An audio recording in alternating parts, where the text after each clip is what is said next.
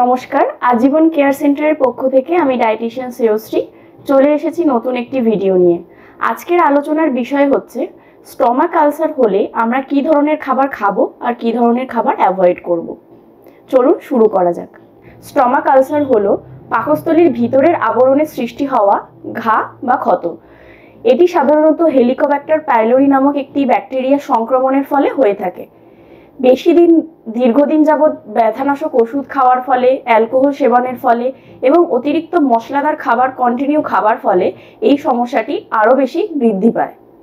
এই সমস্যা থেকে মুক্তি পাওয়ার একমাত্র উপায় হচ্ছে সহজপাচ্য অথচ পুষ্টিকর খাবার আমাদের খেতে হবে। যেমন আমরা লো ফ্যাট মিল্ক বা মিল্ক প্রোডাক্ট খেতে পারি, ফাইবারযুক্ত খাবার খেতে হবে, সাইট্রাস ফল মানে টক জাতীয় ফল বাদে যে কোনো রকম ফল আমরা খেতে পারি, শাকসবজি বেশি করে খেতে হবে, ঘরে পাতা টক দই আমরা খেতে পারি, প্রোটিন সমৃদ্ধ খাবার যেমন ডাল, ডিম, মাছ, চিকেন ইত্যাদি আমরা অনায়াসে খেতে পারি।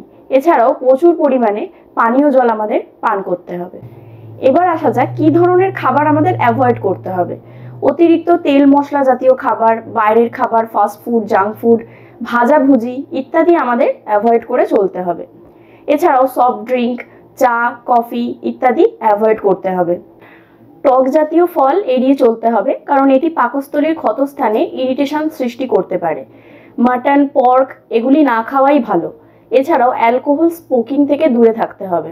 এছাড়া গ্যাস সৃষ্টিকারী যে কোনো রকম খাবার খাওয়া সম্পূর্ণভাবে বন্ধ করতে হবে। সবশেষে বলা যায় যে দীর্ঘদিন ধরে যদি এই সমস্যায় একজন পেশেন্ট ভুগতে থাকে তাহলে অবশ্যই তার একজন ডায়েটিশিয়ানের পরামর্শে সঠিক ডায়েট চার্ট মেনটেন করে তার খাদ্যাভ্যাস পরিবর্তন করা উচিত।